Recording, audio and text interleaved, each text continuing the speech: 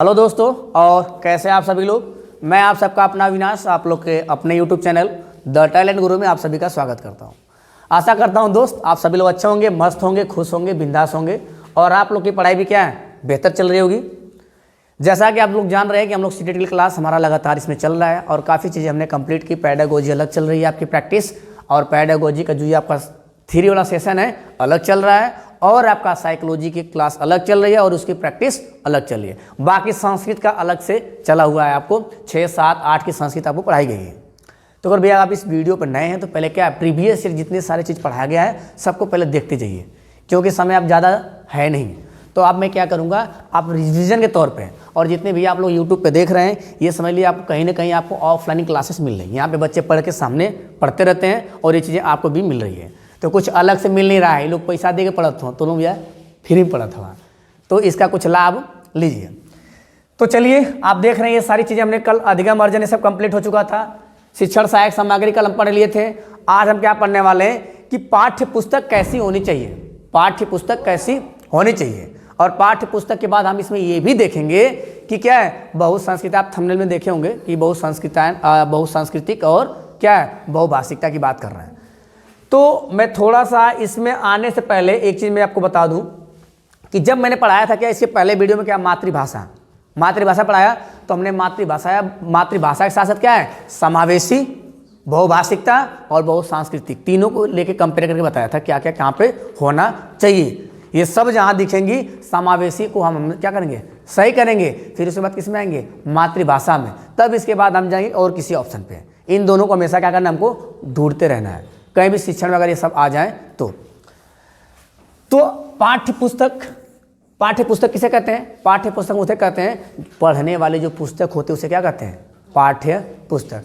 अब इसमें पढ़ेंगे हम कि पाठ्य पुस्तक कैसी होनी चाहिए, बच्चे की मानसिक क्षमता क्या है अनुरूप होनी चाहिए, कि मतलब बच्चा जिस क्लास में है उसके मानसिक क्षमता के अनुरूप होनी चाहिए। अगर उससे परे होगा तो समझ नहीं पाएगा। तो एक एक करके हम बात करते हैं, और भैया कॉपी लेके बैठा करिए आप लोग पेन उन, ताकि अगर मैं कुछ एक्स्ट्रा लिखूं तो आप उसे क्या करिए नोट कर लिया करिए। तो यहाँ पे बात हो रही है क्या पाठ्य पुस्तक, पढ़ने की पुस्तक या पढ़ने के लिए पुस्तक, पढ़ने की पुस्तक या पढ़ने के लिए जो पुस्तक होती है उसे क्या कहते हैं पाठ्य पुस्तक कहते हैं। अच्छा, पाठ्य पुस्तक की बात देख लीजिए, कह रहा है कक्षा के अनुरूप होनी चाहिए। पाठ्य पुस्तक कक्षा के अनुरूप होने चाहिए। इना ही कक्षा 2 का लड़का, कक्षा 3 का लड़का, तू का 9 का किताब उठा के दे पढ़े खातिर, ऐसी बात नहीं होनी चाहिए। पाठ्यक्रम के अनुसार, मतलब उसमें क्या है पूरा पाठ्यक्रम बना होना चाहिए, पाठ्यक्रम के अनुसार। और कह रहा है संस्थान द्वारा क्या अनुमोदित, मतलब प्रमाणित होनी चाहिए। किसी संस्थान के द्वारा वो किताब क्या होनी चाहिए प्रमाणित होनी चाहिए, तब वो क्या कहलाएगी पाठ्य पुस्तक।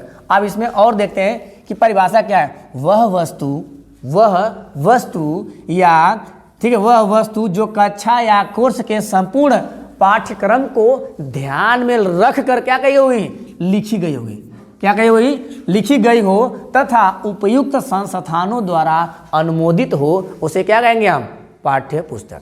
ऐसा ना कि कोनो कॉपी किताब उठा ला पढ़े लगा ना। आप जैसे एनसीईआरटी पढ़ रहे हैं ना, सीटेट में सबसे मस्ट क्या है एनसीईआरटी, सीटेट में सबसे मस्ट क्या है एनसीईआरटी। अगर आपको ईवीएस का देना है तो क्या 3, 4, 5 की ईवीएस पूरी पढ़नी पड़ेगी, ठीक है। तो जो भी क्वेश्चन आप कहेंगे किससे आएंगे एनसीईआरटी से आ रहे हैं। तो इसलिए भैया प्रमाणित होनी चाहिए, क्या होनी चाहिए प्रमाणित होनी चाहिए। तो आप नहीं कोई और किताब पढ़ लेंगे, आप सोचे कि मेरा सीटेट में अच्छा नंबर आ जाए, तो भैया ये सिर्फ आप क्या है सबसे बड़ी भूल है। आपको एनसीईआरटी ही किताब पढ़नी, चाहे मैथ की हो चाहे ईवीएस हो, ठीक है ना। साइकोलॉजी अलग से आपको पढ़नी पड़ती है, पैडागोजी अलग से पढ़नी होती है, लेकिन ये भी पैडागोजी उसी किताब में दिया रहता है। पेज के शुरुआती दौर में, कभी कभी बीच में, कभी कभी लास्ट में क्या है ईवीएस में और मैथ में सब में दिया होता है पैडागोजी के तौर पे।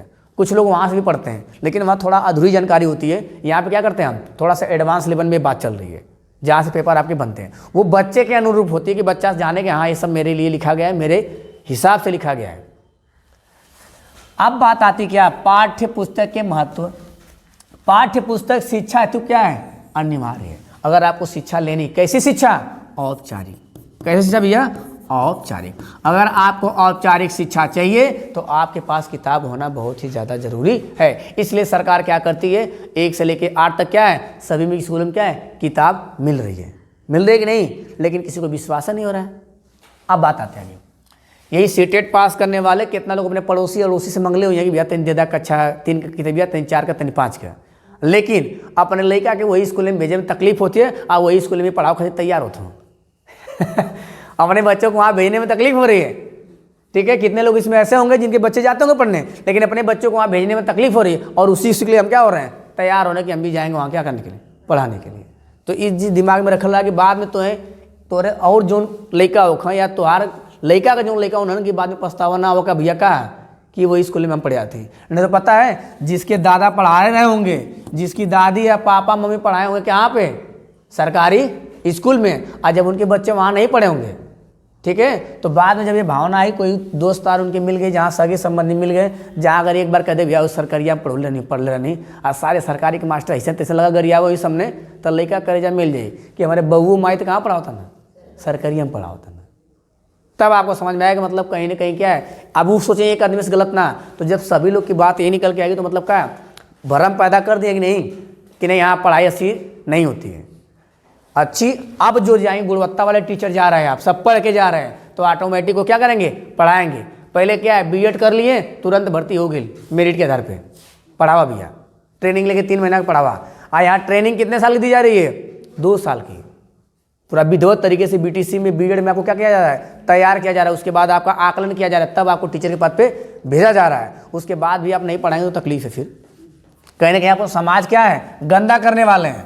आप समाज क्या है, गंदा करने वाले। अगर आप अध्यापक होने के बाद पढ़ा नहीं रहे हैं, बस ये सोच रहे हैं कि हम गए नहीं भैया, बात 5 घंटा बीतल 6 घंटा बीतल, हमारा 2000-3000 क्या है अकाउंट में आ गया, यही सोच के पढ़ाएंगे तो दिक्कत हो जाएगी। फिर अगर आसपास के लोग थोड़ा जागरूक हो गए तो आपको सस्पेंड भी करा देंगे। ये टीचर आते हैं तो मोबाइल चलाते हैं, ये टीचर आते हैं तो पढ़ाते नहीं, ये टीचर क्या है बैठ के यहाँ वहाँ टाइम पास करते हैं। तो जो हम बताए थे आपको क्या करना, टीचर का भी आकलन होना चाहिए हर 5 साल में। सीटेट जैसे यूपी टेट ना, उनको भी बोल दीजिए कि हर 5 साल में सीटेट दोबारा पास करिए। आप अगर टीचर हैं पढ़ा रहे हैं, फिर भी आप सीटेट पास है, यूपी टेट पास है, सुपर टेट पास है, लेकिन आपके लिए फाउंडेशन है कि आप जब तक पढ़ाएंगे पूरे पीरियड काल में हर 5 साल में आप लोग का स्पेशल पेपर होगा। और सब इसी तरह सीटेट के माध्यम से ऐसे ही स्पेशल पेपर होगा। आज जेकर उमें कम नंबर आई या जो उमें फेल हुई ओकर 1 महीना का सैलरी काट ले जाई। अरे ओकर 1 महीना का सैलरी काट दा ना, देखा करेजा मिल जाई। जब 1 महीना कटी, जब 40-50 हज़ार 1 लाख 1.5 लाख ना, तो दिमाग हल्का हो जाएगा भैया पढ़े के। आज जब वो पढ़ेगा ना तो जाहिर सी बात है, अगर आपके पास ज्ञान होगा तो आप अपने आप रोक नहीं पाएंगे। जहाँ खड़े रहेंगे वहाँ क्या है, कुछ न कुछ ज्ञान देते रहेंगे। ये जान जा, अगर ज्ञान नहीं तब आप भागेंगे, अगर ज्ञान है ना तो आप खुदे कीड़ा काटेंगे। कैसे हम पहुंचे वहां बीच में बोलने के लिए, मुक्त से अवसर मिल जाए, ऐसा होता है। तो 5 साल बाद होना चाहिए हर बार का स्पेशल टीचरों के लिए क्या, सीटेट चाहिए यूपी टेट, तब समझ में आएगी। वो कहे तो बहुत पहाड़ रहा, एक बार कैसे पास हो गए नहीं, फिर दोहरा के पास करेंगे। अलग से कोचिंग वाले हम लोग फिर से पढ़ाएंगे कि हाँ भैया दोहरा के वो पढ़ा। ये क्या कह रहा है, पाठ्य पुस्तक का महत्व क्या हो गया, अनिवार्य। मतलब अब ये कह रहा है पाठ्य में संपूर्ण पाठ्यक्रम कुल पठवा का पहले पेज पे देवल चाहिए। एक पेज पे ये पाठ है, दूसरा पेज इतने से इतने पेज के बीच में, तीसरा चैप्टर इतने से इतने पेज के बीच में, शुरुआती पेज पे क्या होना चाहिए, लिखा होना चाहिए, किताब वो सही होती है, एक स्थान पे नियोजित हो। अब पुस्तक जो पाठ्य पुस्तक है अध्यापक व छात्र के बीच की एक कड़ी होती है। अध्यापक और छात्र के बीच क्या होती है, ये शिक्षण सहायक सामग्रियां, ये जो किताबें हैं क्या है, इनके बीच की कड़ी हैं। इन्हीं के जरिए क्या करता है, एक अध्यापक एक स्टूडेंट से क्या करता है, जुड़ा होता है। एक अध्यापक एक स्टूडेंट मतलब क्या है, जुड़े होते हैं। एक अध्यापक क्या करता है, एक स्टूडेंट से इसी तरह क्या है, जुड़े होते हैं। कैसे, किताब के जरिए, शिक्षण सहायक सामग्री के जरिए। अगला क्या कह रहा है, पाठ्य पुस्तक के गुण बालक के स्तर के अनुकूल की होनी चाहिए। मतलब जैसा उसका मानसिक स्तर है, जैसा उसकी पृष्ठभूमि, आसपास के लोग जैसे हैं, उसी के हिसाब से क्या होना चाहिए, वो पाठ्य पुस्तक होनी चाहिए, जिसे वो आसानी से क्या करे, पढ़ सके। पाठ्य पुस्तक की भाषा सरल, सहज, रोचक व आकर्षक होनी चाहिए। यही आपके ऑप्शन में आएगा, सरल, सहज और क्या है, आकर्षक होनी चाहिए। अब बढ़ियार बढ़ियार अक्षर में लिखल रहा ताकि लेकर क्या आसानी से पढ़ ले, क्या हो बच्चा आसानी से पढ़ ले। इसलिए देखेंगे प्राथमिक लेवल पे क्या है, चित्र ज़्यादा होते हैं, ठीक है ना, लिखा कम होता है। चित्र के माध्यम से क्या है, उनके विचारों को, उनको भावों क्या है दिखाया जाता है। जिसे बच्चा क्या है पढ़ ना पाए तो उस चित्र को देख के क्या करे, समझ ले कि नहीं इस चित्र में क्या भाव दर्शाए जा रहे हैं। अब गृह कार्य की समुचित व्यवस्था हो, जैसे ही चैप्टर खत्म हो उसके बाद उसमें क्या है, गृह कार्य का दूसरा नाम दत्त कार्य। गृह कार्य का दूसरा नाम दत्त कार्य, हम इंग्लिश में क्या कहेंगे, होमवर्क ना। तो ये क्या हो, जैसे चैप्टर खत्म हो वो जस्ट चैप्टर के बाद में ये चीजें होनी चाहिए। आज सूचनाएं एक ही स्थान पे हो, संपूर्ण सूचनाएं क्या हो एक ही स्थान पे हो गया। पाठ्य पुस्तक की भाषा कैसी हो, वही बच्चे के स्तर के अनुरूप आज छोटे छोटे शब्दों से निर्मित हो। इना के इकट्ठा बढ़ियार बढ़ियार खूब लिख दा, आधा खटखोड़वा सा, आधा बड़का सा, आधा छोटका सा, उड़ुआ रहा, ये कुल लिख दा कि लेकर पहले ही शुरू में न पढ़ पावा। पहले क्या होना चाहिए, सल जल कल मल थल, फिर इसके बाद आ का मात्रा वाला ना, आम नाम गाम साम, ऐसे फिर ई की मात्रा में ना। तो ऐसे क्या करना चाहिए, धीरे धीरे उसका लेवल बढ़ाना चाहिए, तब क्या करेगा वो सीख पाएगा। आगे चलिए, कह रहा है विषय सामग्री। विषय सामग्री बच्चों के स्तर के अनुकूल, बार बार एक का ऑप्शन तो मिला था, बच्चे के स्तर, बच्चे के स्तर। तो दिमाग में बैठा ला किताब कैसे होनी चाहिए, बच्चे के स्तर के अनुरूप होनी चाहिए। उद्देश्यपूर्ण मतलब उसका कोई उद्देश्य होना चाहिए कि हम किसके लिए पढ़ा रहे हैं। जैसे ईवीएस पढ़ाया जाता है 3 से 5 तक, तो किसके लिए, कि बच्चे को जो है पूरे अपने देश में जितने राज्य हैं उन राज्य के बारे में बच्चे को क्या करें, स्थानिक जानकारी कहते हैं ना, तो उन स्थानों के बारे में उनको जानकारी हो जाए। खान पान कैसा, पहनावा वाला कैसा, भाषा कैसी, रहन सहन कैसा, ठीक है ना, यहाँ पे चीज़ें क्या है, वहाँ पे चीज़ें क्या है, इन सब के बारे में क्या है। इसलिए कह रहा है क्या होना चाहिए भैया, उद्देश्यपूर्ण। तो मेरा उद्देश्य प्राथमिक स्तर पे ही है कि बच्चों को क्या करना है, गतिविधियों के साथ क्या करना है, जोड़ना है, करके सीखने पे जोर देना है। इन्वायरमेंट उसे क्या करना है, साथ हमेशा अंतःक्रिया करना है, लेवाइगोस्की और पियाजे के हिसाब से चलना है। कह रहा परिवेश से जुड़ी हो, बालक के घर के क्या है, परिवेश से जुड़ी हो, रोचक हो, हिंदी के इतर दूसरी भाषा के शब्दों को स्थान हो। इतर मतलब क्योंकि समझ में ना लगे, इतर, इतर मतलब ये कह रहा है कि भाषा हिंदी से इतर दूसरी भाषा, अब का कुजम्मा, चिटप्पन, अमू अम्मा, बली अम्मा, जूले जूले, है ना, याद आया। तो ईवीएस में अलग शब्दों को भी क्या करना है, थोड़ा थोड़ा क्या करना है, उसको थोड़ा हिंदी से हट के भी कुछ उसमें स्थान होने चाहिए, जिससे क्या हो बच्चा थोड़ा सा परिचित हो। जैसे लद्दाख में जूले जूले, स्वागत, बली अम्मा, चिटप्पन, कुजम्मा, चाची, तो ये सब क्या है याद होना चाहिए। अमू अम्मा, ये सब क्या है किधर का, नीचे का हो, नीचे के जो प्रदेश हो नन में का। आज आगे चित्र भाव प्रधान हो, जो भी चित्र हो क्या उससे भाव निकलते हो। अब मुख्य पृष्ठ सुंदर और आकर्षक हो और छपाई का हो बड़का बड़का अक्षर में हो पहला पेज पे। जैसे हम लोग थंबनेल बनाते हैं तो बड़ा बड़ा खूब लिखा होता है, तो ऐसा क्या हो आकर्षक खूब रंग बिरंगी हो, तो थंबनेल देखते हैं ना, तो उस तरीके से होना चाहिए, आकर्षक हो। ये कह रहा है कक्षा के बच्चों के स्तर के अनुरूप बार बार एक चीज दिखा था, एक ही चीज बार बार निकल के आपके ऑप्शन में आ रहा है, तो दिमाग में बैठा ला, बच्चे के अनुरूप, बच्चे के अनुरूप। अब ये अगला टॉपिक हमारा क्या है, बहु सांस्कृतिक और बहु भाषिकता। ये हम बताएं बार बार कि बच्चों के लिए क्या होता है, संसाधन होता है, लेकिन अध्यापक के लिए क्या होता है, एक चुनौती काम करता है। बहु, सुन लीजिए एक बार पूरा अच्छे से, बहु सांस्कृतिक कक्षा का मतलब होता क्या है कि भैया बहु मतलब बहुत, सांस्कृतिक मतलब अलग अलग संस्कृति वाले, सांस्कृतिक मतलब अलग अलग संस्कृति वाले। तो मतलब जो आपकी कक्षा है, मैं बार बार कहता हूँ जो हमारी भारत की, जो इंडिया की जितनी भी कक्षाएं हैं, जो भी क्लासरूम है, जो भी है, यहाँ पे क्या है, सब कुछ क्या है, समावेशी है। क्या है, समावेशी। समावेशी मतलब सबका समाहित, मतलब एक ही में अलग अलग लिंग वाले, अलग अलग जाति धर्म, ठीक है, अलग अलग राज्य वाले क्या है, एक ही कक्षा में हमारे यहाँ पढ़ते हैं। कोई क्या है, क्लास में कोई जाति पाति भेदभाव वाली भावना नहीं है। इसे क्या कहेंगे, समावेशी कक्षा और समावेशी शिक्षा। अब बहुत सांस्कृतिक का मतलब होता है कई संस्कृतियों को लोग आके, हिंदू मुस्लिम सिख ईसाई कोई भी कह लीजिए, लोग कई संस्कृति का आके एक ही क्लास में क्या कर रहे हैं, पढ़ रहे हैं। तो जब कई संस्कृति को लोग एक ही कक्षा में आके पढ़ेंगे तो क्या कहेंगे, बहुसांस्कृतिक कक्षा। अब उसको अध्यापक के लिए क्या ये चुनौती है। क्यों चुनौती है? क्योंकि अध्यापक को कई विषयों, कई संस्कृतियों को जानकार होना पड़ेगा। अगर कई संस्कृतियों का जानकार नहीं है, कई भाषाओं का जानकार नहीं है, तो उसे क्या होगा, उसके लिए चुनौती होगी, भाई उसको सीखना पड़ेगा। नहीं तो क्या है, वो बच्चों को संतुलित अवस्था में ला नहीं सकता।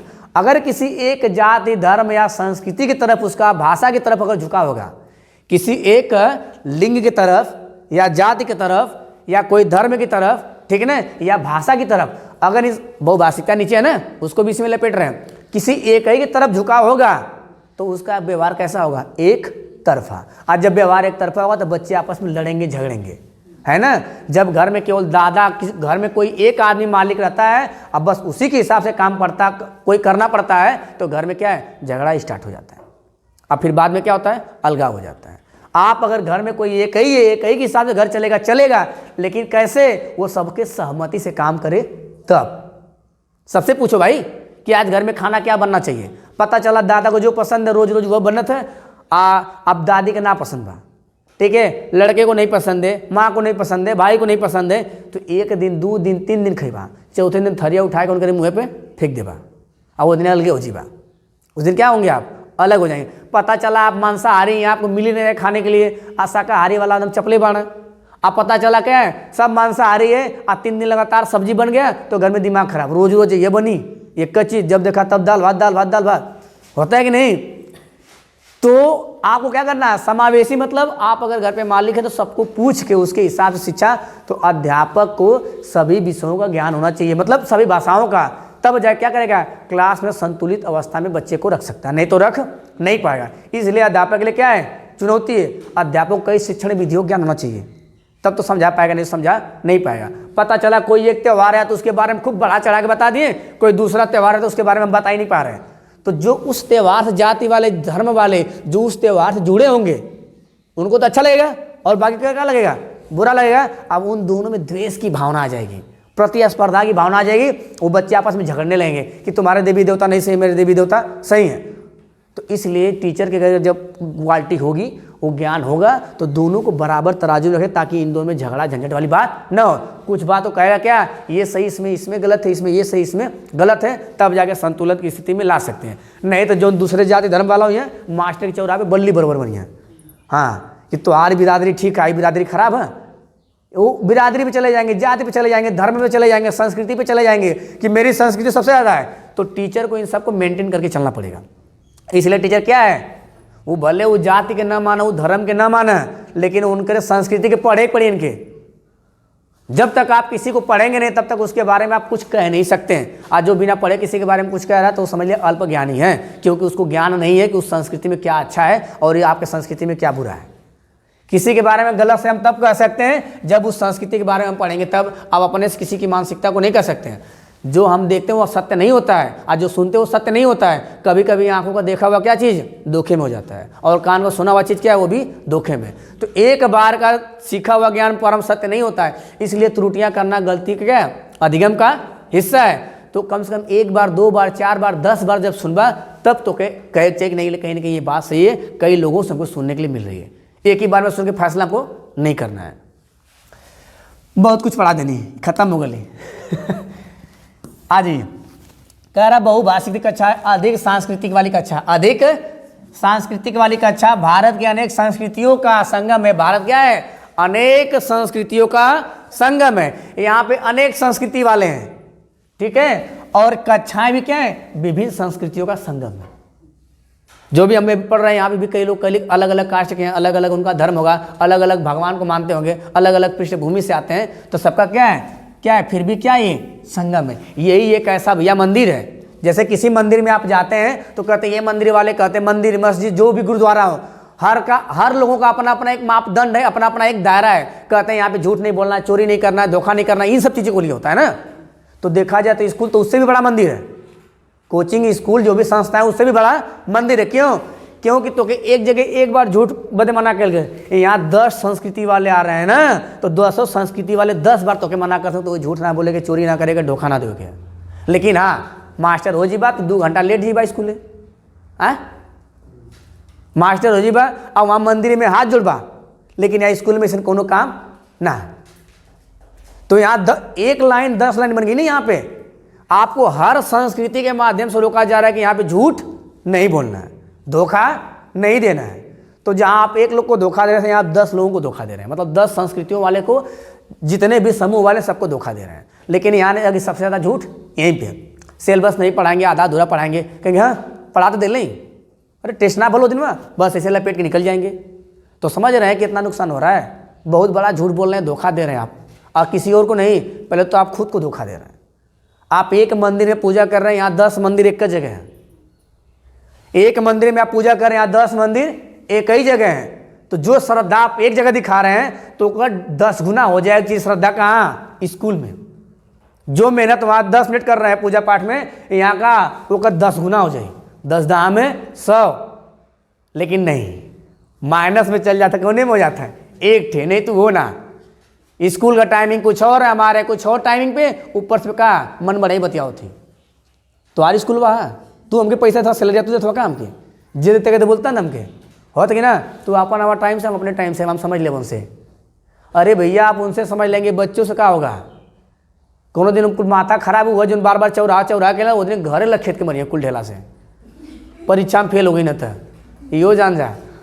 आप वो सब एक नैतिकता का पाठ अपने घर से पढ़े हुए हैं, तो अभी आपको थोड़ा सा क्या है हिदायत दे रहे हैं। अगर अपने पे आ जाए तो कहा जाता है ना, सबसे बड़ी ताकत किसकी? स्टूडेंट की। चाहे तो सरकार को बना दे, चाहे तो सरकार को गिरा दे।